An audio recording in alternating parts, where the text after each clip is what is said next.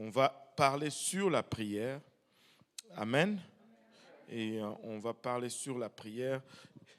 Et je vais dire, garde-nous en prière.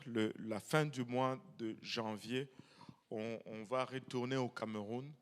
Et là, je pense que ça va être encore plus intense que la première fois. La première fois, on était allé, il y avait 2 églises ou 3 églises. Et ça se faisait dans une église, il y avait les membres de 2 autres églises qui venaient de temps en temps. Mais là, c'est quasiment 5 à 8 églises qui se sont mis ensemble, qui ont loué une place plus grande. Et on va aller là-bas pour enseigner. Et le jour, on va faire des enseignements avec les pasteurs. Et le soir, on va faire les enseignements avec toutes les congrégations. Et ça va être intense comme ça. Le mercredi matin et soir, jeudi matin et soir, vendredi matin et soir, samedi matin et soir. Et dimanche, un service de conclusion. Ça va être à Douala. Et puis après cela, on va aller à Yaoundé, où on va avoir à Yaoundé, je pense que jusque-là, on a juste une église. Et on va avoir les enseignements mardi lundi et mardi. Et pour retourner sur Douala le mercredi soir et revenir sur Montréal pour le jeudi. Donc, nous anticipons une plus grande moisson d'âmes et nous anticipons amener encore d'autres pasteurs dans la pleine doctrine et de voir des églises vraiment rejoindre la vérité. Au fait, s'ils rejoignent UPC, on va se réjouir, mais s'ils ne rejoignent pas, ça ne nous dérange pas du temps qu'ils ont la doctrine. Alléluia. Ça ne nous dérange pas vraiment. Même s'ils ne rejoignent pas UPC, qu'ils rejoignent le ciel. Alléluia. Et c'est vraiment là l'objectif. Alléluia. Nous aimons UPC parce qu'ils nous permettent de faire cela, mais nous n'allons pas obliger tout le monde. Et nous allons juste partager la vérité. Et le Seigneur est bon et il faut vraiment prier pour cela parce que je sens que ça va être vraiment un point tournant, un point de bascule où on peut créer un momentum. Alléluia. Donc, le dimanche prochain, on va continuer, on va parler encore sur le point critique et on va voir d'autres aspects et d'autres versets. Ça va vous choquer. Qu'est-ce qu'il y a dans la Bible au sujet de points de bascule. Alléluia. Là, on va aller dans la parole du Seigneur et je vais commencer un peu avec une question. Et j'ai posé cette question à la fraternité qu'on a eue, à l'étude biblique du lundi.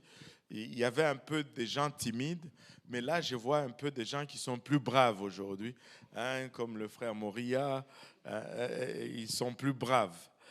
Ils vont prendre un peu plus de risques. Et maintenant, je veux poser la question ici. Et qui prend plaisir dans la nourriture? Qui aime manger? Bon, alléluia. Et qui mange par nécessité? C'est-à-dire, bon, le frère Mutombo, je doute un peu là. Vu les bagarres qu'on a eues durant notre enfance pour les beignets, je doute que ça soit par la nécessité seulement. Ou bien avec l'âge, ça devient juste par nécessité. Voilà, alléluia. Ah, alléluia. Et tu sais, il y en a qui ne prennent pas plaisir dans la nourriture. Est-ce qu'il y en a vraiment qui ne... Tu sais, manger, c'est bon, bof. Hein? Vous connaissez quelqu'un? La sœur Jacqueline, la sœur Alika. Bon, la sœur Alika, ça, on peut les deviner juste en la regardant. Que c'est manger, c'est pas une activité agréable. Hein? Nous aimons ça bien manger. Nous prenons plaisir dans la nourriture. Amen. Quand la nourriture est bonne, il y a du plaisir là-dedans. Amen. C'est agréable.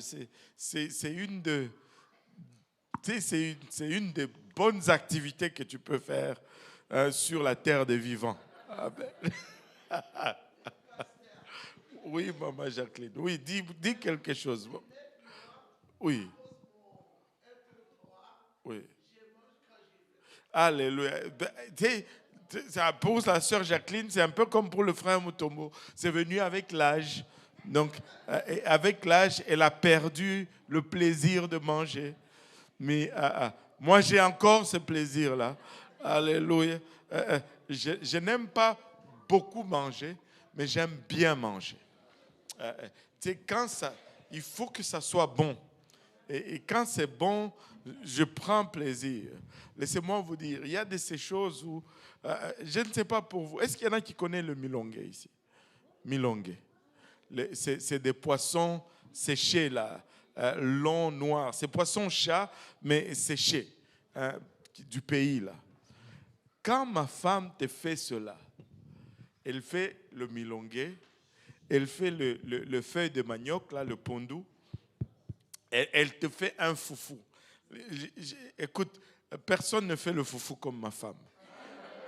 C'est toujours, elle sait, le foufou, il ne faut pas que ça soit trop mou là. Il ne faut pas que ça soit trop dur non plus. Et elle a la bonne consistance, là, la consistance exacte.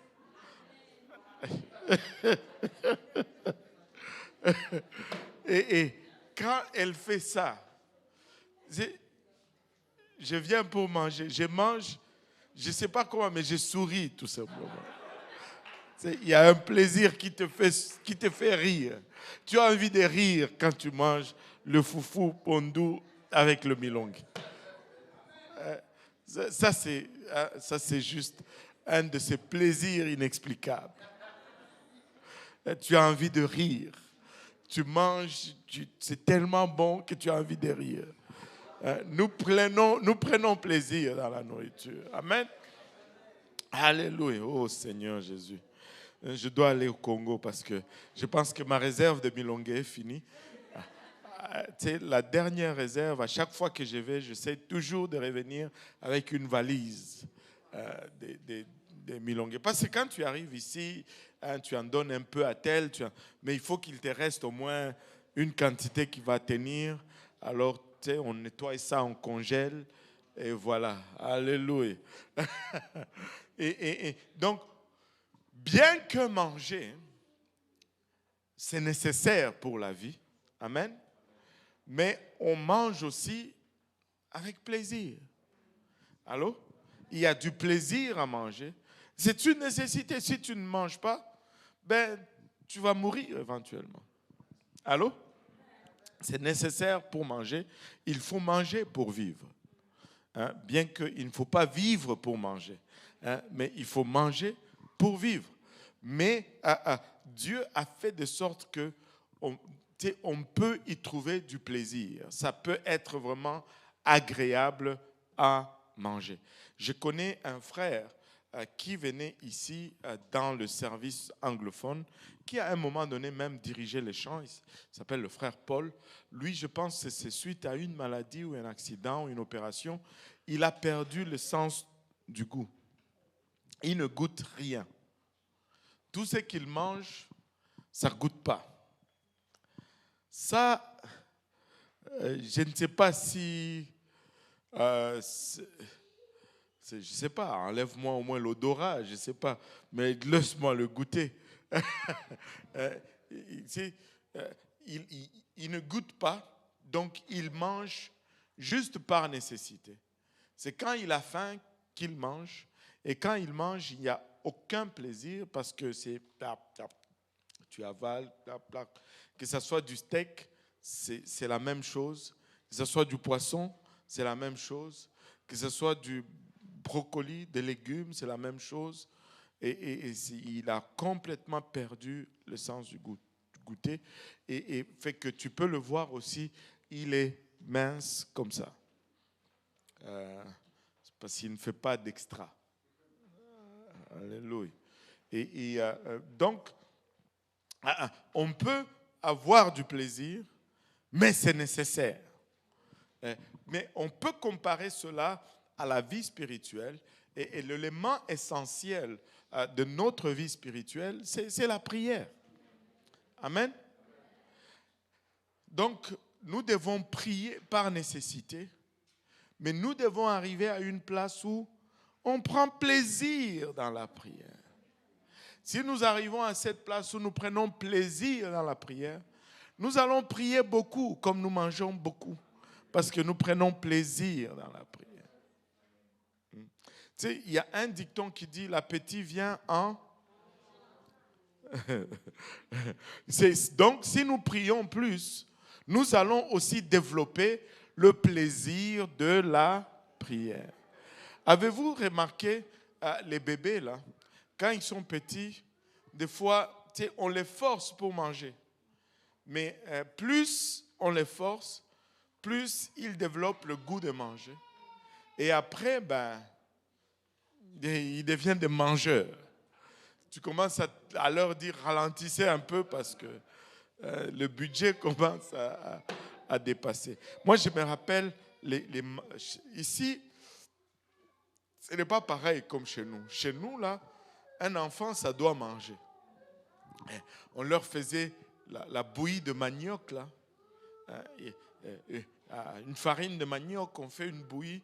Et puis, l'enfant qui ne veut pas manger, là, tu vois, la maman prend l'enfant, met un des bras en dessous de son aisselle, elle tient l'autre bras avec l'autre main, et là, elle prend la cuillère, elle met dans la bouche de l'enfant ne veut pas, elle pince le nez, et l'enfant est obligé de respirer. L'enfant fait, il avale la bouillie, et il pleure, et quand il pleure, il ouvre la bouche, une autre cuillère rentre dans la bouche, et l'enfant ne veut pas avaler, elle pince le nez, et comme ça, jusqu'à ce que le plat de bouillie est fini. Tu vas manger, mon ami. Mais ici, c'est tout, tu veux pas, ni. Non. Ici, l'enfant ne veut pas manger, la maman commence à pleurer. Ici, chez nous, l'enfant qui ne veut pas manger, c'est l'enfant qui commence à pleurer. C'est une philosophie différente. Ah, Seigneur, alléluia, alléluia. Mais nous devons arriver à cette place où nous nous réjouissons dans la prière. Nous prenons plaisir de la prière. Amen. Éphésiens 6, versets 10 à 18. Le pasteur Jean-Yves va nous le lire. Éphésiens 6, 10 à 18. Au reste, frères, fortifiez-vous dans le Seigneur et par sa force toute puissante. Revêtez-vous de toutes les armes de Dieu afin de pouvoir tenir ferme contre les ruses du diable. Car nous n'avons pas à lutter contre la chair et le sang, mais contre les dominations, contre les autorités, contre les princes de ce monde de ténèbres, contre les esprits méchants dans les lieux célestes. C'est pourquoi prenez toutes les armes de Dieu afin de pouvoir résister dans le mauvais jour et tenir ferme après avoir tout surmonté. Tenez donc ferme, ayez à vos reins la vérité pour ceinture. Revêtez la cuirasse de la justice. Mettez pour chaussure à vos pieds le zèle que donne l'évangile de paix. Prenez par-dessus tout cela le bouclier de la foi, avec lequel vous pourrez éteindre tous les traits enflammés du malin. Prenez aussi le casque du salut et l'épée de l'esprit, qui est la parole de Dieu. Faites en tout temps par l'esprit toutes sortes de prières et de supplications. Veillez à cela avec une entière persévérance et priez pour tous les saints. Et priez pour tous les saints. Amen. Et aujourd'hui, nous allons regarder la prière et nous allons parler de différents types ou différents niveaux de prière. Et tout de suite, pour commencer, nous devons constater une chose. Tout ce que Dieu nous donne est bon, n'est-ce pas?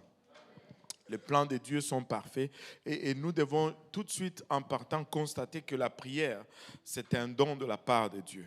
Amen. C'est Dieu lui-même qui nous a donné la prière comme une voie spirituelle de communication avec lui et d'accomplissement de certaines choses dans nos vies et par son intervention. Lorsque nous voulons communiquer avec Dieu. Nous prions. Amen. Et beaucoup de personnes vont prier. Même ceux qui ne croient pas dans le seul et unique vrai Dieu, ils vont prier. Ceux qui croient dans les esprits, ils prient aux esprits. Allô? Et des fois, tu sais, nous allons plaider avec le gouvernement dans un cas ou dans un dossier quelconque. Bien que ça semble, tu sais, un geste juste dans le naturel, mais c'est une prière, c'est une demande. Des fois, nous plaidons avec un gouvernement, nous plaidons avec un dirigeant, nous plaidons avec quelqu'un. Même ceux qui ne croient pas prient, et des fois, ils prient même plus que ceux qui croient. On nous racontait une histoire de quelqu'un qui était plutôt dans, à un moment donné de sa vie, il était plutôt dans les ténèbres. Et il te dit qu'il prie intensément. Vous voyez ces incantateurs, ces marabouts, ces sorciers, ils vont être tellement intenses dans leur incantation qu'ils vont entrer en transe, qu'ils vont transpirer. Et ils vont le faire des fois pendant des jours. Allô? Mais nous, les enfants de Dieu, des fois, nous avons de la misère à passer un peu de temps dans la présence du Seigneur. La prière est la reconnaissance de notre besoin, alléluia, d'une puissance supérieure à la nôtre. Et c'est pourquoi la prière devient aussi un signe d'humilité. Parce que quand tu pries, tu reconnais que tu as besoin de l'intervention de Dieu. Tu reconnais que Dieu est plus fort ou il est plus puissant et que j'ai besoin de lui. Et nous devons prier en tout le temps. Nous devons prier dans toutes circonstances. Alléluia. Et il y a plusieurs années, il y a des médecins qui, dans un hôpital, ont mené cette expérience. Et l'expérience, c'est qu'ils avaient un groupe de malades qui étaient des cas graves, des cas terminaux, des cas qui étaient sans issue, des cas des opérations chirurgicales extrêmes. Là, ils ont divisé ce groupe en deux. Un, pour lequel un groupe d'intercesseurs priait, un autre groupe pour lequel personne ne priait. Ça s'est avéré que les gens pour qui on prie avaient un taux de guérison plus élevé, nettement plus élevé que les gens pour lesquels on ne prie pas. Et pour les gens pour qui on ne prie pas, même le taux de mortalité était plus élevé que pour les gens pour le groupe pour lequel on prie. Et par cet effet, ils ont dû conclure que la prière était efficace. Il y a des effets de la prière. Maintenant, vous savez, Dieu, il est bon. La personne qui m'a envoyé cette vidéo ne savait pas qu'on allait enseigner sur ça cette semaine. Mais on m'a envoyé ce lien que je vais vous partager aujourd'hui. En fait, est-ce qu'on peut montrer la vidéo? Est-ce qu'on peut y arriver ou c'est impossible? Il n'y a pas de son? Mince. Bon, ok. Mais est-ce qu'on peut avoir le son sur les haut-parleurs de l'ordinateur? Et on va mettre le micro là et puis on va le booster. Il y a un micro à côté du frère Jean-Yves. Là. Et puis si on peut booster ce micro là, comme ça on va entendre le son à partir de l'ordinateur. Amen. Alléluia. Mais ne passez pas la vidéo sur YouTube parce que sinon on va enlever notre enseignement sur YouTube parce que nous avons passé la vidéo. Amen.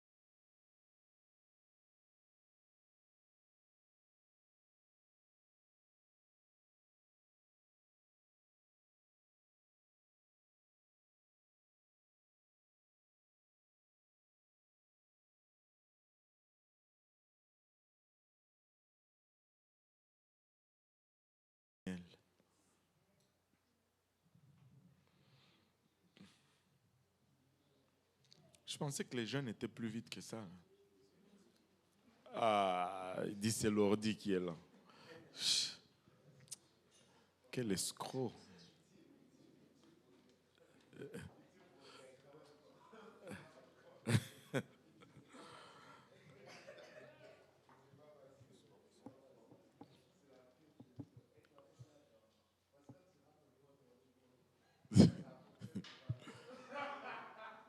Donc, on a évalué les effets positifs Mais il faut qu'on le voit, non? sur la santé. Enfin.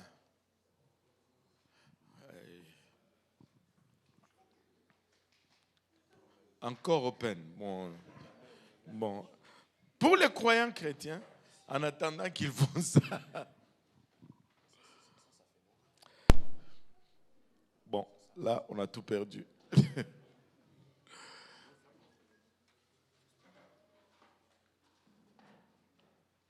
Ça fait boum.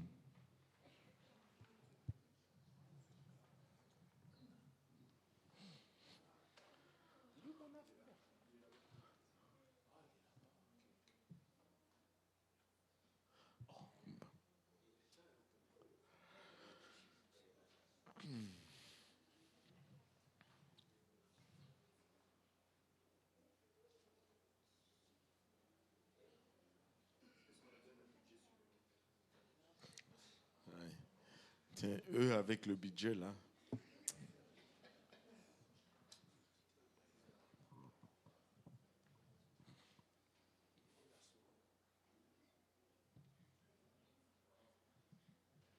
Oui, ça c'est validé.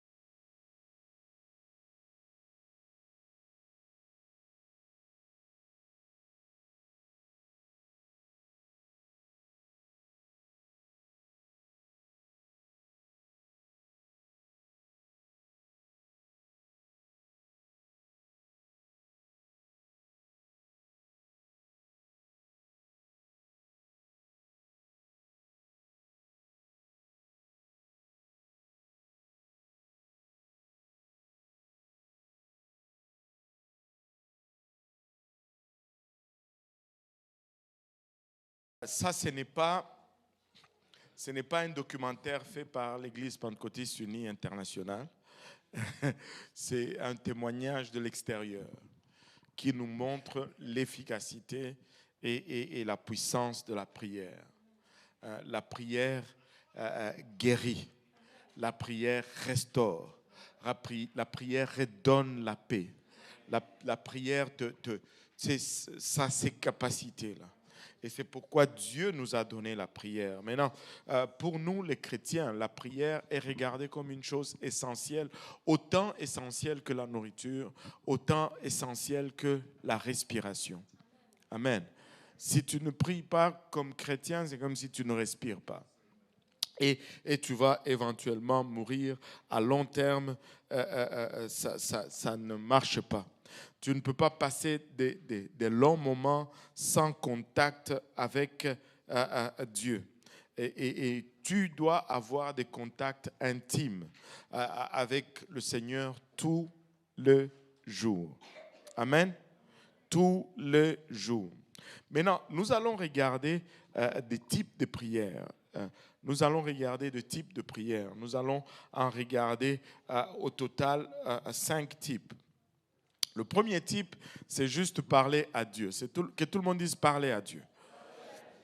C'est le niveau vraiment ordinaire ou le niveau simple qui consiste juste à tendre la main vers Dieu, avoir une conversation avec Dieu. Et ça devait être notre quotidien. Nous devons parler à Dieu tout le jour. Nous devons communiquer avec Dieu tous les jours.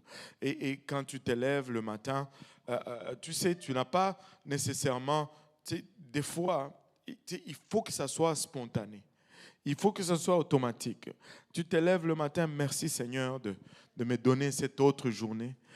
Merci pour le souffle. Vous savez, moi, je me suis toujours, il y a ces moments où je me posais vraiment sincèrement ces questions et c'était intense. Tu sais, quand tu dors, là, tu es inconscient. Mais qu'est-ce qui fait que dans ton inconscience, tu continues de respirer? Tu peux te réveiller le matin comme ça, tu as oublié de respirer. En fait, tu ne vas pas te réveiller. Donc, quand tu te réveilles, rends grâce à Dieu. Parce qu'il y a quelque chose qui t'a permis de continuer à respirer même lorsque tu étais endormi. Moi, je ne sais pas, ce sont des choses qui, des fois, me permettent de me replacer à la bonne position vis-à-vis de Dieu. De réaliser combien nous sommes dépendants de Dieu. Tu sais, je ne sais pas qu'est-ce qui pousse que mon... Je ne sais pas. Mais si ça s'arrête là, je suis foutu. Et toi aussi, tu es foutu. Mais c'est là, tout le temps, tout le temps. Le cœur qui bat.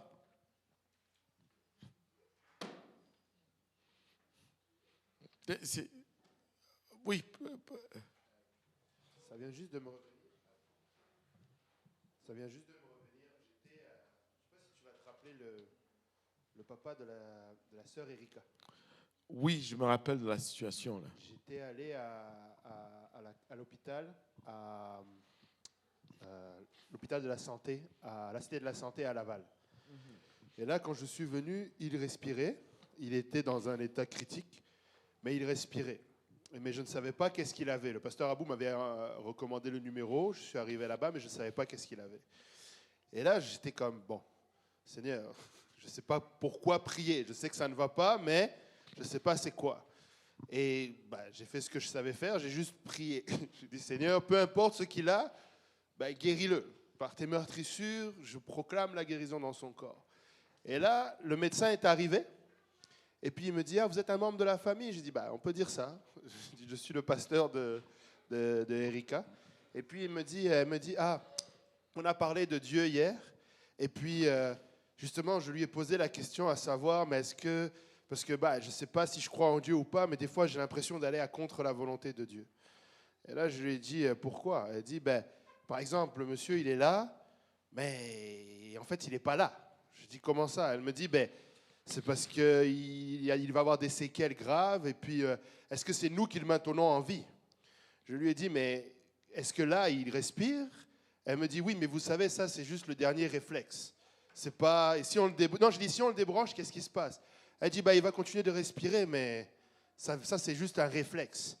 J'ai dit, vous savez, c'est tout ce que ça prend pour que nous puissions avoir l'espoir et prier. Et après, je lui ai demandé, mais qu'est-ce qui pourrait se passer?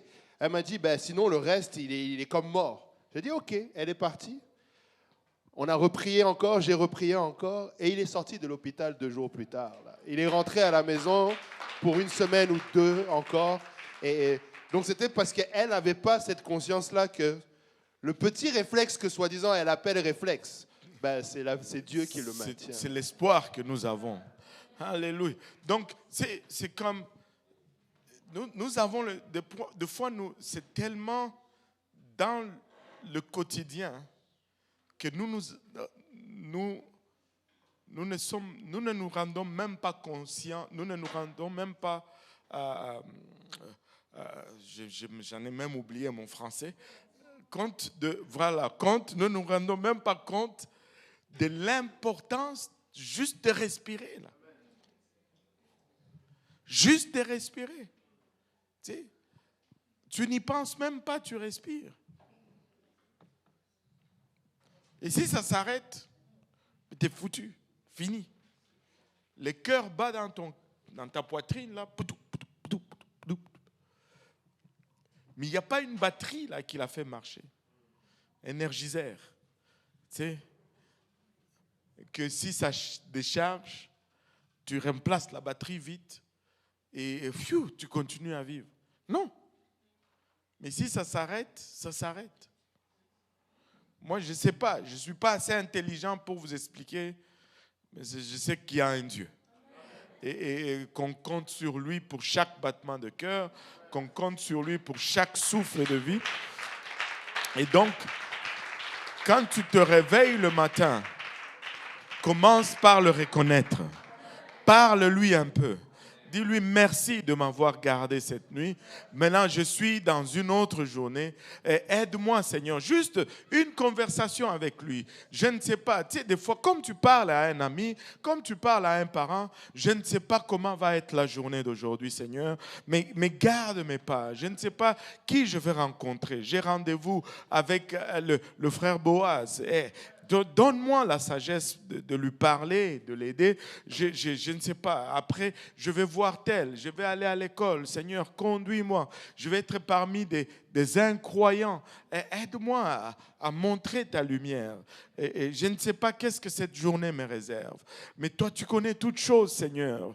Sois mon guide à travers la journée d'aujourd'hui. Parle-lui, parle-lui. Et ça peut sembler banal, mais développe cette attitude. Je connais un ancien pasteur qui, lui, lorsqu'il entrait pour faire son temps de prière, tu sais, il prenait une chaise pour lui et il mettait là une chaise pour le Seigneur et il avait une conversation comme si le Seigneur était assis sur cette chaise-là. Je ne te demande pas d'aller jusque-là, mais juste prends le temps de parler avec Dieu.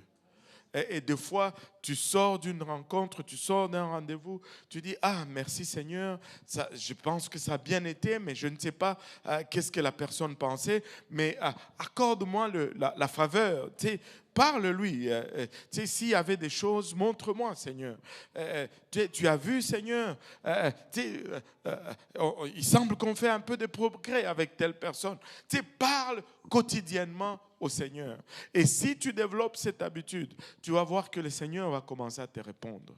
Il va commencer à te parler en retour.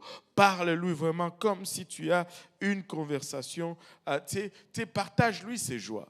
Tes joies plutôt. Partage-lui tes préoccupations. Partage-lui tes inquiétudes. Mais juste comme un ami, un père, un frère, parle au Seigneur tous les jours. Vous savez, certains d'entre nous, nous avons des amis. Amen. Certains d'entre vous, je peux deviner un petit peu là. Il y a des personnes que tu appelles tous les jours. Il ne passe pas une journée sans que tu l'aies appelé. Allô? Est-ce qu'il y en a qui ont des personnes comme ça ici? Alléluia.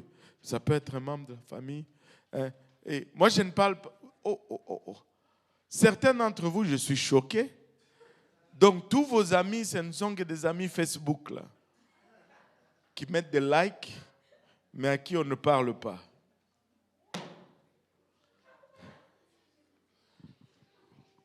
Vous n'avez pas un ami à qui vous parlez régulièrement? Oh boy. C'est grave, hein? Vous voyez ce que les médias sociaux font? Les gens ne se parlent plus. Il y a de ces gens que tu dois appeler tous les jours. Quand tu ne l'as pas appelé, la journée commence à finir, tu es là comme, oh, je n'ai pas parlé à tel aujourd'hui. Hein? Tu prends le téléphone, tu l'appelles. Des fois, il n'y a rien à dire. Mais c'est juste que tu dois l'appeler.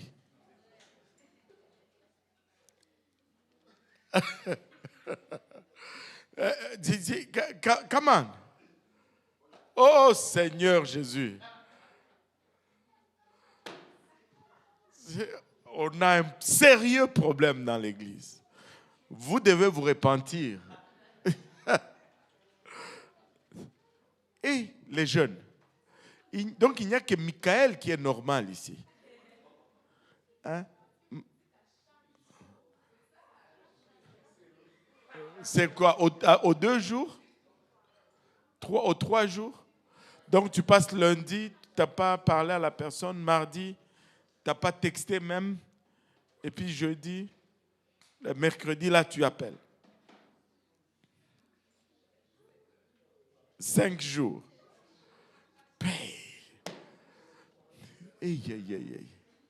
On a des sérieux problèmes relationnels dans cette église.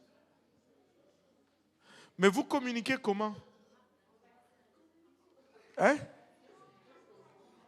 En personne? Vous vous voyez tous les jours?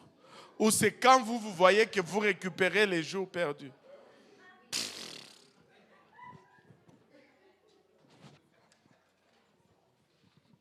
On a... Ça là, le monde est entré dans l'église comme pas possible. Ah là là. Aide-nous, Seigneur. Ce n'est plus, en tout cas, mais je ne sais pas. En tout cas, je suis un peu perdu un peu. J'ai perdu mes repères. Ce n'est plus, les normes ne sont plus les mêmes. En tout. Oui, il y a ces fois.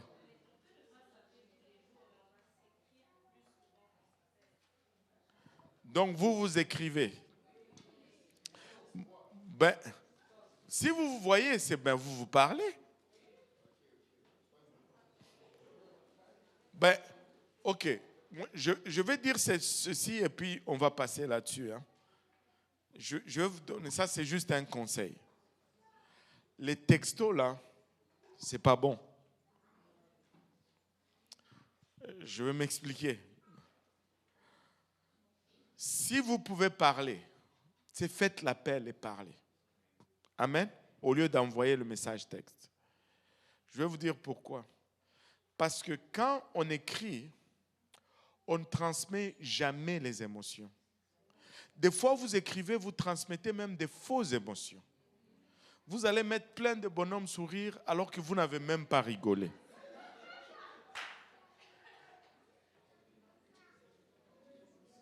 Allô? Vous n'avez même pas ri. Vous mettez plein de bonhommes sourire. Allô? Et vous ne le faites pas? C'est vrai. Et quand tu m'envoies un message texte, moi, je suis obligé de mettre l'émotion qui fait mon affaire. Et si on est en conflit, souvent, on va mettre pas l'émotion réelle. Allô? Allô? Tu sais, je peux être en train d'écrire et je dis, ben, ça, en tout cas, ça vraiment là, ce n'est pas mon problème.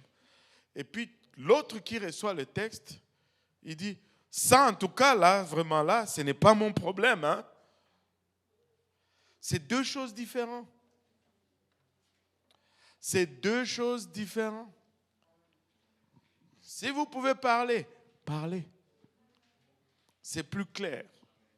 Ça, c'est juste les vieux, hein, les anciens. Hein. Mais bon, alléluia. Et donc, parlez à Dieu. Ne lui envoyez pas des messages textes. Parlez au Seigneur. Alléluia. Des fois même, ils sont dans la même salle, ils s'envoient des messages textes. Anyway, retournons à la prière. Parlez au Seigneur. Amen. Alléluia. Parlez, partagez vos joies, partagez vos peines avec le Seigneur, partagez vos désirs, vos espoirs. C'est juste communiquer avec Dieu. Deuxièmement, prière de supplication. Que tout le monde dise supplication.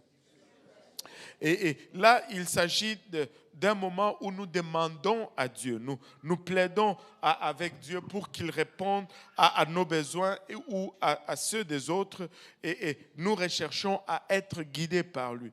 Nous lui parlons, mais nous attendons absolument une réponse. Nous lui présentons un cas et nous plaidons pour avoir une réponse. Nous supplions à Dieu. Vous savez, moi, ce qui me fait, quand je parle de supplication, la première chose qui me vient en tête, c'est souvent ces enfants. Avez-vous déjà vu ces jeunes enfants qui sont souvent tannants?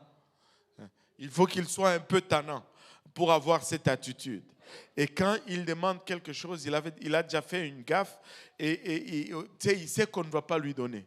Mais il veut tellement la chose et il va être là. S'il vous plaît, s'il vous plaît, s'il vous plaît, s'il vous plaît, papa, s'il vous plaît, s'il vous plaît, s'il vous plaît. Et il va te donner plusieurs s'il vous plaît. Est-ce qu'il y a des parents qui ont des enfants comme ça qui vont te lancer le s'il vous plaît en cascade? Ça, c'est la supplication. Ils sont en train de supplier. Il y en a qui s'est mis même en pratique là. Alléluia. Et ça, c'est supplier. On insiste pour avoir une réponse. Il y a ce qu'on appelle la prière dans l'esprit. Alléluia. On a dit parler à Dieu. Et tout le monde dit parler à Dieu. On a dit supplication. On dit tout supplication. Et là, la prière dans l'esprit. La prière dans l'esprit. Là, il s'agit vraiment d'une prière d'un autre niveau, où on prie en langue. Et le parler en langue, c'est souvent quand Dieu nous fait don du Saint-Esprit, nous allons parler en langue. Amen. Mais quand nous parlons en langue, Dieu nous donne également un outil puissant, un outil exceptionnel. C'est l'outil de communication par excellence. Quand on parle en langue, c'est comme si c'est le téléphone rouge. C'est la ligne directe à Dieu sans interférence. Même le diable ne comprend pas. Seul Dieu comprend.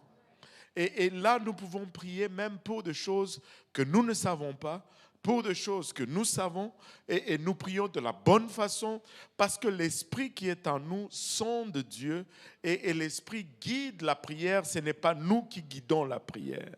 Et ça devient d'autant plus efficace parce que l'Esprit peut sonder Dieu et connaître parfaitement la voix. Amen. C'est pourquoi nous devons parler en langue. Nous devons prier en langue. Nous devons le faire tous les jours. Tous les jours, à ne pas confondre avec le don de langue et interprétation de langue. Non, non, non. Ça, c'est un outil que nous devons utiliser tous les jours. Nous devons parler en langue tous les jours. Nous devons prier en langue tous les jours. En faisant ainsi, nous allons entrer même dans ce qui est inconnu à notre conscience. Alléluia. Et nous devons prier en langue. Et lorsque nous prions en langue, nous nous édifions nous-mêmes. Nous devenons plus forts, nous devenons plus solides. Et écoutez, ça ne fait aucun sens. Tu dis, mais je ne comprends pas. Ben, tu n'as pas besoin de comprendre, mais tu es en train de te bâtir toi-même dans ton être intérieur. Et tu deviens plus efficace, plus solide et plus stable. Et il y a des choses qui se replacent. Tu sais, la nature nous enseigne beaucoup de choses. C'est quand je prends un morceau de viande, je mets dans la bouche, je ne comprends pas tout le processus là. Mais est-il que ça fortifie mon être physique? Je n'ai pas besoin de comprendre pour que ce soit bénéfique pour ma santé. Ainsi, la même chose, quand je parle en langue, je n'ai pas besoin de comprendre, mais c'est bénéfique pour ma santé spirituelle. Prie en langue tous les jours. Tous les jours. Et quand tu vas dormir, écoute, tu dois parler en langue. Tu dois savoir comment t'endormir en parlant en langue. Un de nos prédicateurs disait que chaque fois qu'il va au lit, il le met sur le pilote automatique. Il parle en langue tout simplement jusqu'à ce qu'il va s'endormir. Et il faut prier en langue. Il faut prier en langue. Maintenant, on a parlé de parler à Dieu, de la supplication, de la prière dans l'esprit. Le quatrième, c'est la prière d'intercession. Quand on ajoute l'intercession, que tout le monde dise intercession. Quand on ajoute intercession, ben on ajoute une tierce personne là-dedans. Jusque-là, c'était moi et Dieu. Maintenant, il y a une troisième personne qui rentre en jeu. Là, on ne prie pas seulement pour nous, mais on prie pour quelqu'un. On ne prie pas seulement pour nous, mais on prie pour une tierce situation. La réponse à la prière n'est pas directement vis-à-vis de nous, mais c'est quelque chose probablement qui est extérieur à nous. On se tient dans la brèche. On prie pour l'Église. On prie pour le réveil. On prie pour la province du Québec. On prie pour notre tante ou notre oncle. On intercède. Il s'agit d'une prière dirigée par l'Esprit qui conduit à un travail. Bon, c'est difficile à expliquer. Je n'ai pas de mots pour traduire c'est quoi un travail. Vous savez, l'effort qu'une femme exerce pour accoucher, c'est ça qu'on appelle un travail. Mais quand tu rentres dans la prière d'intercession, tu vas vivre un peu les mêmes choses. Ça va partir juste d'une simple prière. L'intensité va changer et ça va devenir physique.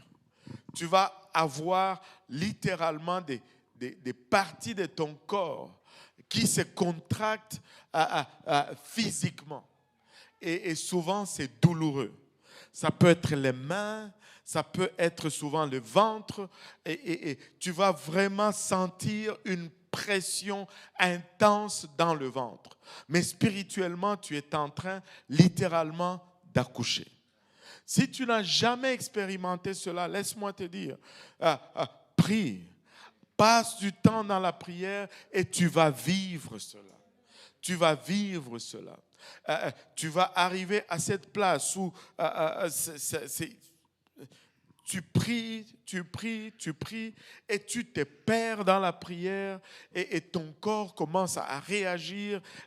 Ça devient tendu, ça devient des douleurs physiques, ça devient intense. Mais ne fuis pas. Laisse Dieu t'utiliser. Pousse jusqu'à ce que tu vas donner naissance. C'est une mère qui veut enfanter. Ne se retire pas en plein milieu du travail. Ça tue l'enfant. Allô? Ça tue l'enfant. Il faut aller jusqu'au bout. Amen. Il faut aller jusqu'au bout. Et ça peut être très intense. Et s'il y a un besoin dans l'Église aujourd'hui, c'est bien le besoin de l'intercession. Tu sais, des gens vont venir voir, oh pasteur, est-ce que je peux faire tel ministère? Oh pasteur, est-ce que je peux faire tel ministère? Voilà un ministère que tu peux juste commencer tout seul. Tu peux juste prier, commencer à prier. Allô?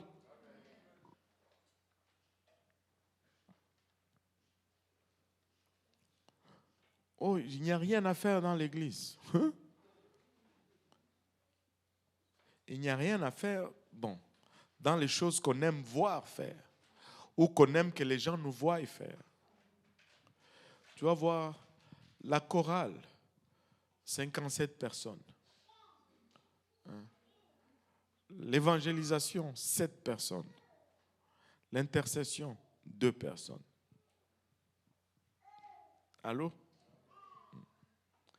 Mais nous oublions que si nous travaillons dans le secret, notre Père qui voit cela va nous récompenser publiquement.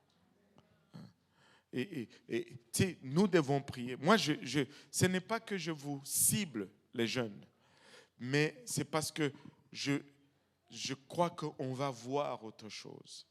Si vous changez votre focus, et si votre focus va plus vers la prière et l'évangélisation, on va avoir une église complètement transformée.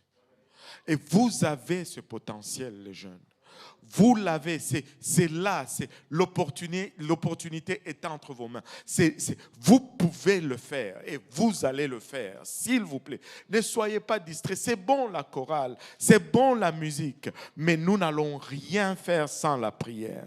C'est bon toutes ces autres activités, mais sans la prière, rien ne va être accompli. Rien ne va être accompli.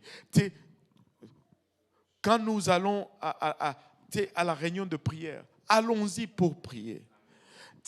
Vous savez, chez nous, là, quand il y a bagarre, des fois, il y a des conflits familiales, les conflits entre familles, que je devais dire. Là, tu vois la maman qui sort. Mais quand elle sort, là, quand elle sort pour aller marcher, il y a une façon d'attacher le pagne. Mais quand il y a la bagarre, ce pagne-là est attaché différemment. N'est-ce pas, Maman Coco? On attache le pagne différemment, là. Attachez un peu vos pagnes différemment. Vous allez à la réunion de prière, n'y allez pas comme si vous allez pour magasiner ou pour une causerie, là. Attachez votre pagne différemment. Là, tous les enfants, les Esther me regardent. Qu'est-ce que ça veut dire? Maman va t'expliquer comment on attache les pagnes. Elle va t'expliquer à la maison. Amen. Alléluia. Sœur Solange, tu vas expliquer, non? Alléluia. On attachait le pagne différemment, là. Parce qu'on allait pour se battre. Fâchez-vous un peu de temps en temps contre le diable. Vous allez le laisser juste. Seigneur, vous ne vous fâchez jamais.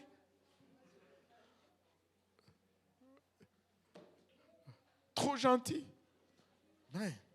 On dirait que le Saint-Esprit vous a même enlevé la capacité de vous fâcher. Fâchez-vous un peu avec le diable. Quand vous venez à la prière, les jeunes, priez.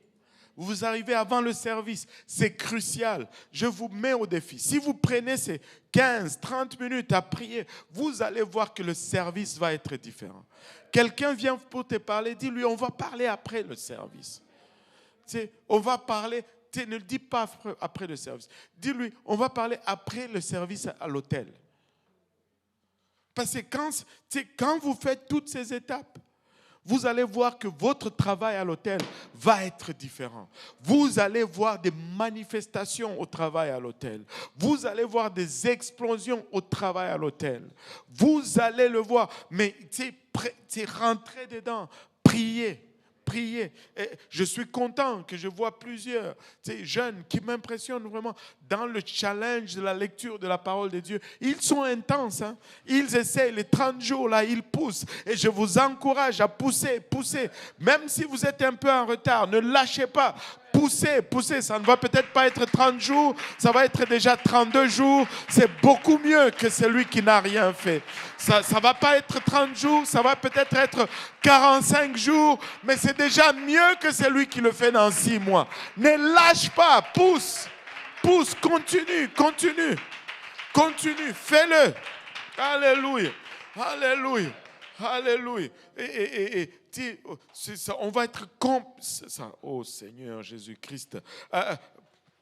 Dernière prière, le prière de combat. Alléluia. Prière de combat. Je vais, juste avant de parler de prière de combat, je vais juste souligner certaines choses ou certains aspects. Première chose que je vais souligner, c'est que Nulle part dans la Bible qu'on va se battre avec des gens. Alléluia. Nous ne luttons pas contre la chair et le sang. Ça ne va pas entre des frères et des sœurs. Non. Non. À chaque fois que la Bible nous parle de combat, il y a toujours l'esprit engagé. Et si déjà au départ nous orientons cela dans ce sens, ben nous allons faire le bon combat spirituel. Maintenant, je comprends des fois qu'on veut faire le parallèle entre le physique et le spirituel, mais s'il vous plaît, n'amenez pas de machette ici. On va faire combat spirituel. Machette. Vous savez, il y a... Au Congo, tu serais surpris, même ici au Canada, il y a certaines places où ils font ça. Couper, tailler, chic, ils coupent. Sortez le bazooka, poum, bazooka, poum, bazooka, poum, bombardez-les, mitraillettes. Et ils font littéralement ça. Tu te demandes, mais Seigneur, vraiment?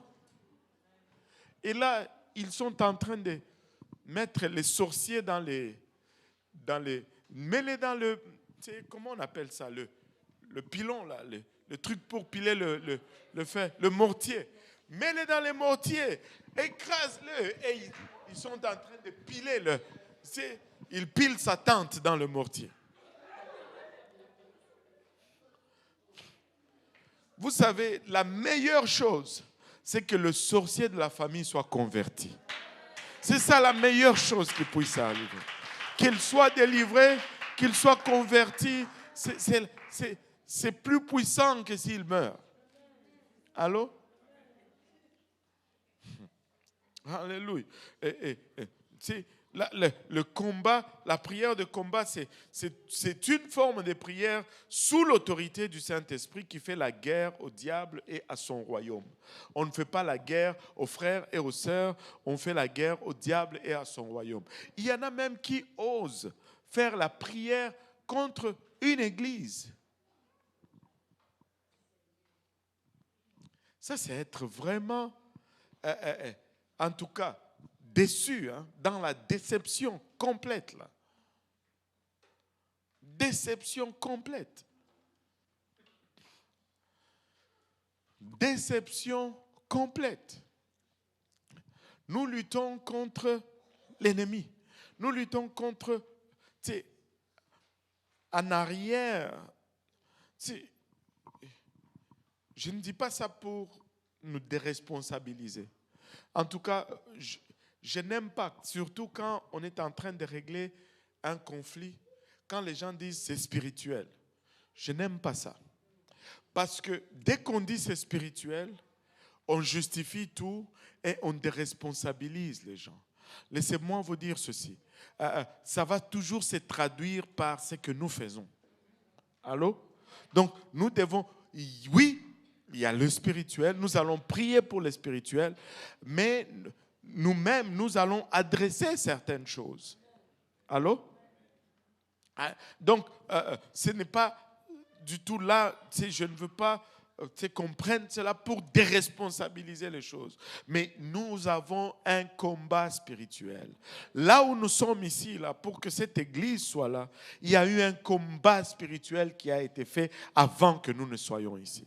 Si le combat spirituel n'était pas fait et qu'il n'était pas gagné, cette église n'allait pas avoir lieu en ces lieux. N'allez pas prendre. Si vous êtes là, il y a quelqu'un qui a prié, qui a intercédé et qui a eu victoire sur des démons dans votre vie pour que vous soyez là et que vous puissiez adorer comme vous adorez aujourd'hui. Des fois, c'est quelqu'un qu'on connaît, des fois, c'est des gens qu'on ne connaît même pas. Mais à ce jour-là au ciel, on va les rencontrer, ces gens-là. On va savoir et on va leur être redevable, reconnaissant. Et tu sais, nous devons prier. Nous devons prier. Il y a quelqu'un chez nous, on dit il y a un dicton qui dit « plante un manguier ». Vous savez, quand tu plantes un manguier, ça prend au moins 7 ans avant de manger le premier fruit. 7 ans, c'est beaucoup, hein? Beaucoup.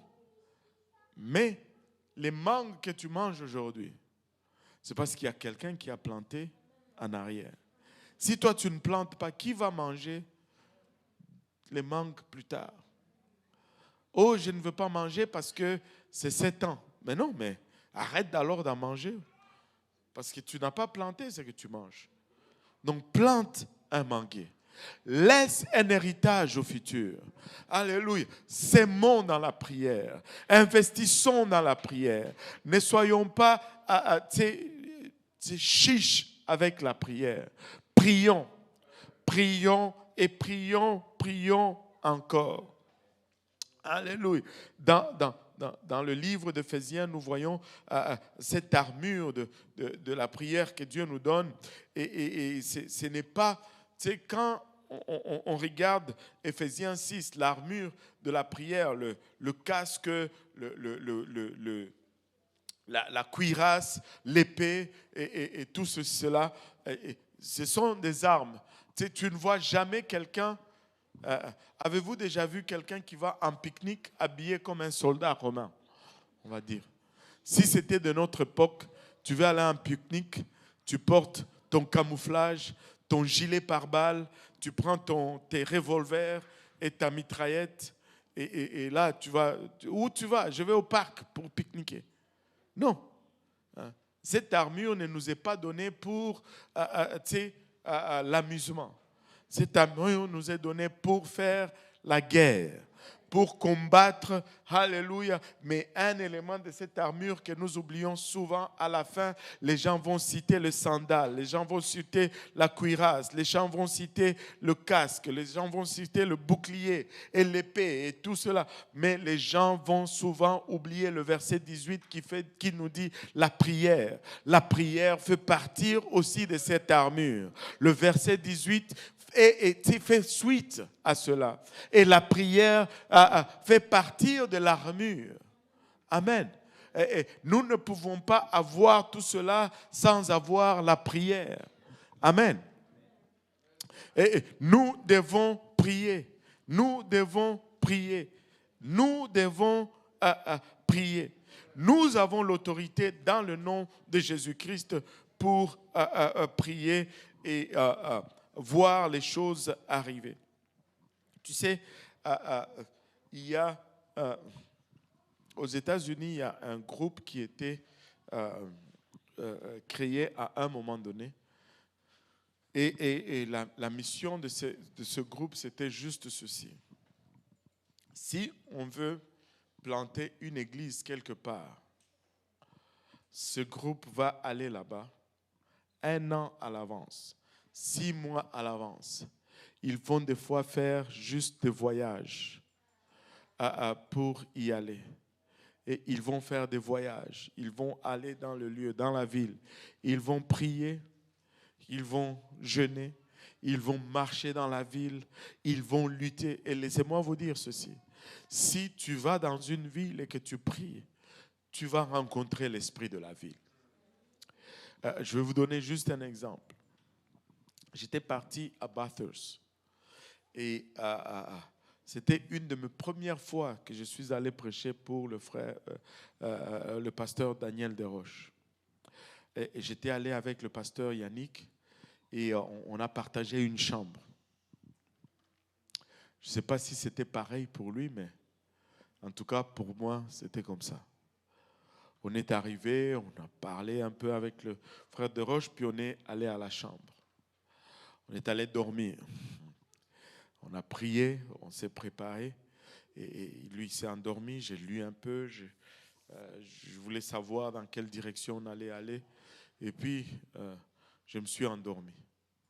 Mais quand je me suis endormi, c'était une lutte à ne pas finir. Je ne sais pas vous dire si c'était un rêve ou si c'était réel. C'est comme tu es mi-réveillé, mi-endormi, mais tu luttes constamment avec quelqu'un. C'est comme s'il veut t'étrangler et tu les chasses et tu pars, ça revient et là tu...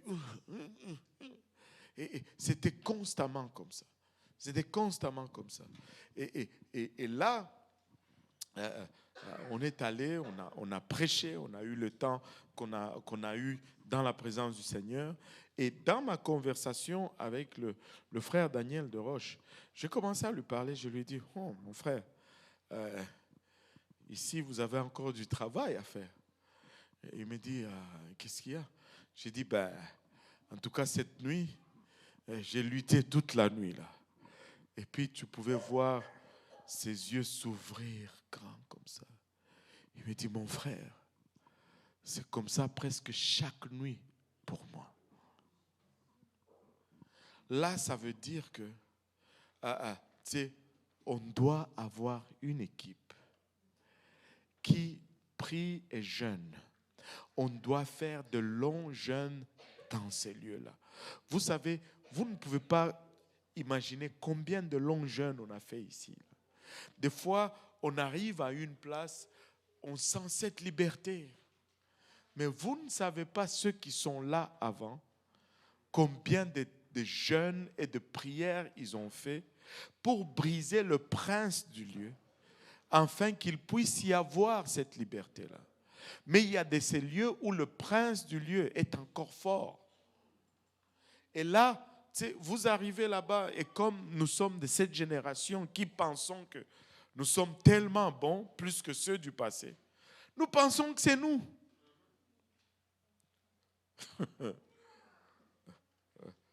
Non, faites attention là. Le truc, c'est que si nous ne faisons pas attention, nous allons perdre même ce qui nous a été accordé là, ce qui nous a été laissé. Peuple de Dieu, nous devons prier. Encore une fois, les jeunes, là, je veux vous dire, jeûne, ça rime avec jeûne. Allô? Alors que vous êtes jeunes, profitez-en pour faire vos longs jeûnes. Parce que vous allez arriver à un moment donné dans votre vie, c'est impossible de le faire. Tu sais, les jeûnes de 10 jours, les jeûnes de 21 jours, les jeûnes de 14 jours, les jeûnes de 7 jours, c'est dans la jeunesse qu'on le fait. Parce que le corps vieillit.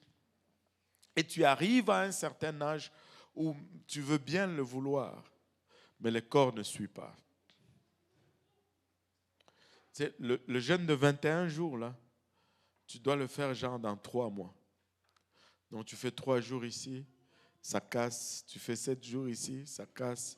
Et parce que tu n'arrives, tu sais, parce que c'est physique, au fait. C'est parce que ton corps, le jeûne, c'est comme un exercice physique. À un certain âge, tu ne peux plus courir aussi vite que tu courais. Tu ne peux plus courir aussi longtemps que tu courais. C'est la même chose. Le jeûne, à un certain âge, tu ne peux plus jeûner aussi longtemps que tu jeûnais. Parce que tu es tout simplement devenu faible physiquement. Mais alors que tu es jeune, rentre ces jours de jeûne-là. Rentre-le. Certes, prends conseil, consulte, mais exerce-toi à le faire. C'est lorsque tu es jeune que tu peux le faire. Amen. C'est lorsque tu es jeune. Ce n'est pas lorsque tu as 50 ans. Ça commence déjà à être trop tard là. Dans ta vingtaine, dans ta trentaine, rentre ces jeûnes de 10 jours. Rentre ces jeûnes de 21 jours. Rentre ces jeûnes de 14 jours. Rentre-les, Pâques. Quand le Seigneur te le met à cœur, fais-le. Fais-le. Tu ne vas pas mourir. Je te dis, tu ne vas pas mourir. Alléluia. Nous avons l'autorité de livrer bataille dans la prière en faveur de nos familles, en faveur de nos amis, de nos voisins, de nos collègues de travail, etc. Nous pouvons prier. C'est un privilège de prier. Nous avons l'habilité, nous avons le pouvoir. C'est à nous de le faire. Dieu nous a donné une arme. C'est la prière. Utilisons cette arme. Utilisons-la. Amen. Utilisons-la. Alléluia. Qui va s'engager vraiment en 2024 à veiller sur sa vie de prière, à dire, OK, bon, peut-être 2023, je n'ai pas été à la hauteur, mais là, j'ai une opportunité de faire mieux. J'ai une opportunité de faire mieux. Je vais développer une vie de prière.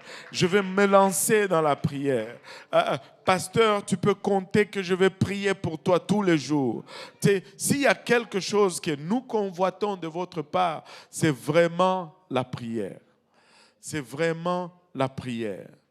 C'est vraiment la prière. Et laissez-moi vous dire, c'est votre église, les jeunes. Amen. C'est votre église. Alléluia.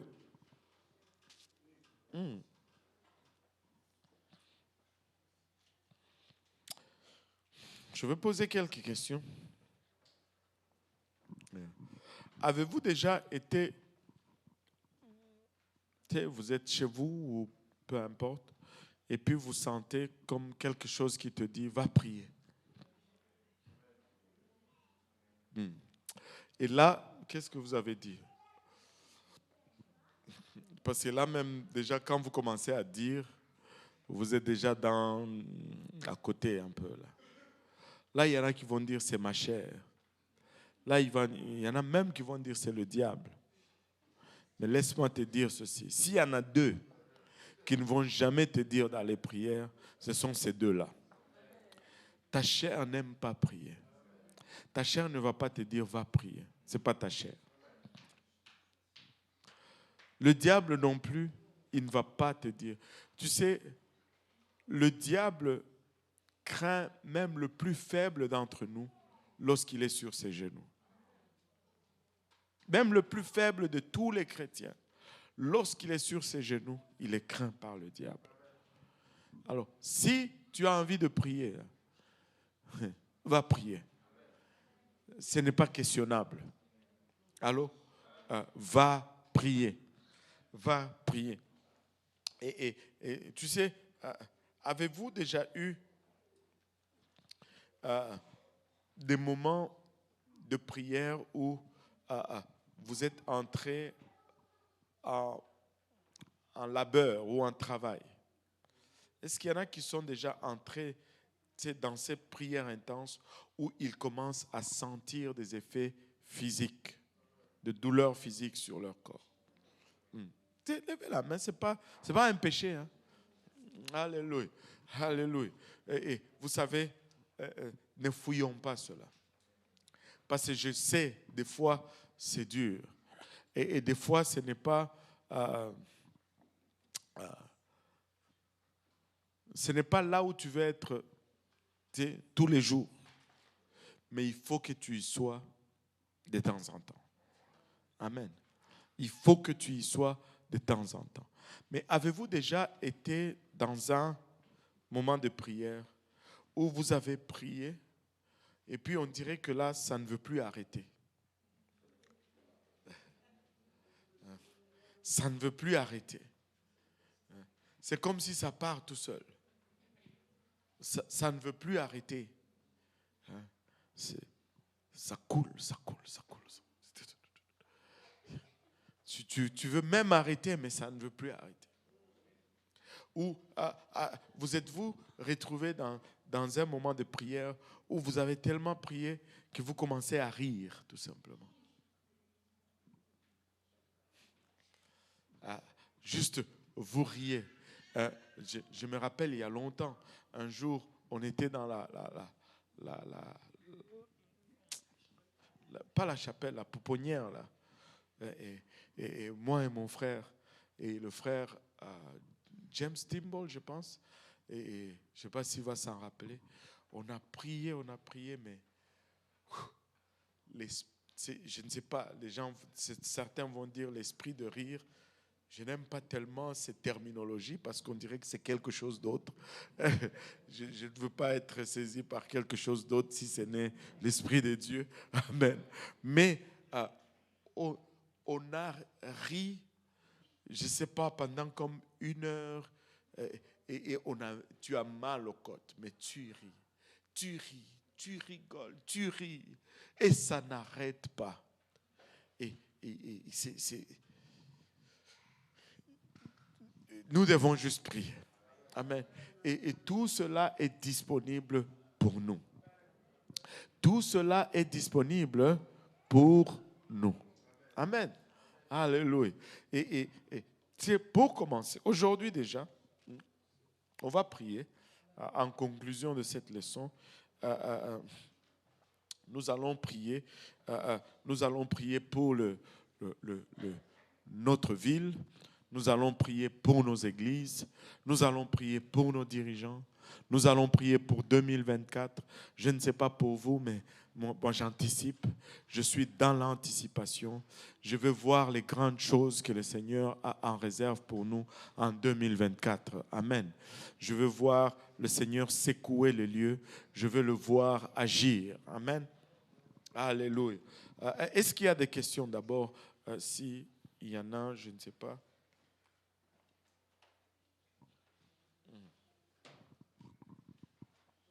Alléluia. Il n'y a pas de questions. Alléluia. On va s'élever tous ensemble et on va un peu ignorer les gens à notre gauche, les gens à notre droite. Il y a une requête qui nous a été envoyée par également la sœur Rosalie. Ça, c'est une sœur qui a une situation particulière. Alléluia.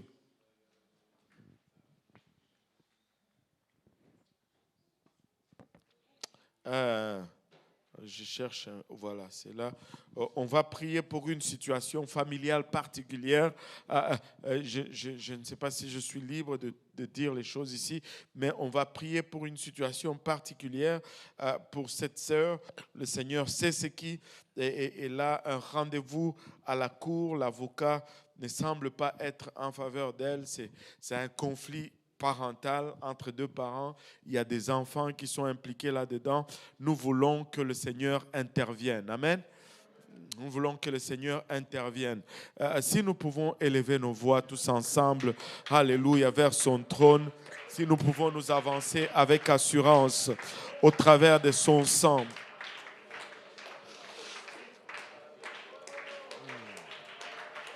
Papa, nous venons te remercier pour ce sang précieux qui a été versé au calvaire pour nous. Papa, ce sang qui nous donne accès aujourd'hui, Père. Nous nous avançons avec assurance au travers de ce sang précieux. Père, nous nous approchons de ton trône de miséricorde et de ton trône de grâce, Papa. Ilabashata. Papa, Ilabashata, nous venons, Papa, déposer nos fardeaux à tes pieds, ô Éternel. Père éternel, nous venons nous tenir dans la brèche, Papa, pour cette ville, Papa, pour cette zone, Seigneur, pour ces peuples, ô Éternel, Ilabashata. Étends ta main, Seigneur, et viens nous rencontrer, Papa, au lieu de nos besoins aujourd'hui, Seigneur. Viens te glorifier dans ton église, Papa. Cette église que tu t'es acquise au prix de ton sang. Cette église que tu t'es rachetée, Papa, au prix de ta vie, Seigneur. Viens t'élever au milieu de nous, Seigneur. Viens fortifier, Papa, ceux qui sont faibles, Papa. Viens guérir nos blessés, Seigneur Jésus-Christ. Viens restaurer nos affligés, Seigneur. Et élève au milieu de nous, Papa, cette armée, Papa, très, très puissante, Seigneur Jésus-Christ. Cette armée qui se tient dans la brèche, Papa, Ilabashata. Cette armée qui avance avec assurance, Papa. Oromaya kitaraya otaraba oloboyosanda. Ikotomanaya etaraba oloboyosata. C'est ton église, Papa. C'est ton peuple, ô Éternel. Tu nous as fait venir, Papa, des différentes nations, Seigneur. Tu nous as fait venir, Papa, Ilabashata, de différents coins, Père. Pas pour nous mettre dans la confusion en ces lieux, Papa. Papa, Ilabashata, c'est pour, Papa, que ton étendard soit élevé au milieu de nous, Seigneur. Avance donc au milieu de ton peuple, Papa, Ilabashata. Orokatamanaya etaraba oloboyosanda. Iramaya otara koloya etaraba oloboyosanda. Papa, il abachata. Avance au milieu de nous, Seigneur. Alléluia. Et nous prions, réclamons cette île en ton nom, Père. Il abachata. Au nom de Jésus-Christ de Nazareth, nous réclamons la ville de Montréal. Au nom de Jésus-Christ de Nazareth, nous réclamons les villes aux alentours, Papa. Laval, Granby, Saint-Jérôme, Seigneur. Nous les réclamons dans le nom de Jésus. Terrebonne, Repentigny, Papa, Pointe-aux-Trembles, nous les réclamons dans le nom de Jésus. Papa, Montréal-Ouest, Papa, Pointe-Claire, nous les réclamons dans le nom de Jésus. Chicoutimi, Chibougamon, nous les réclamons dans le nom de Jésus. Lac-Mégantic, éternel, nous les réclamons dans le nom de Jésus. Nous réclamons cette province dans le nom de Jésus-Christ de Nazareth. Nous réclamons, Papa, il abachate à ce pays dans le nom de Jésus-Christ de Nazareth. Un peuple à ton nom, Papa. Un peuple à ton nom, Seigneur Jésus-Christ. Un peuple au nom de Jésus. Un peuple au nom de Jésus, Papa. Iramaya ketaraya eta. Iramaya ketaraya eta. Iramaya ketaraya eta. Iramaya ketaraya eta. Iramaya ketaraya eta. Iramaya ketaraya eta. Iramaya ketaraya eta. Iramaya ketaraya eta. Iramaya ketaraya eta. Iramaya ketaraya eta. Oh, Papa. Alléluia.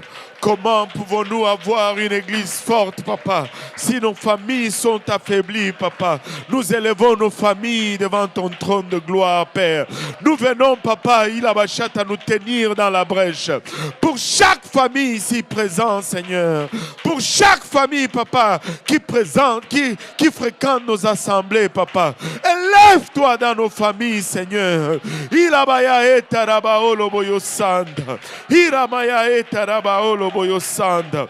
Papa, chaque famille, Papa, que chaque famille dans nos églises tire leur nom, Papa, du nom de Jésus-Christ. Alléluia.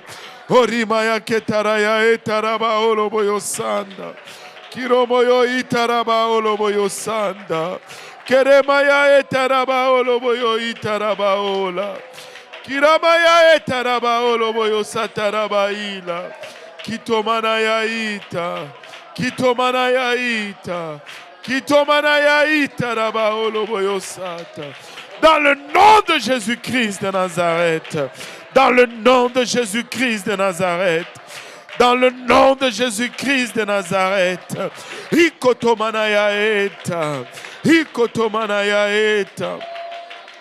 Oremaya itaraba oloboyosa.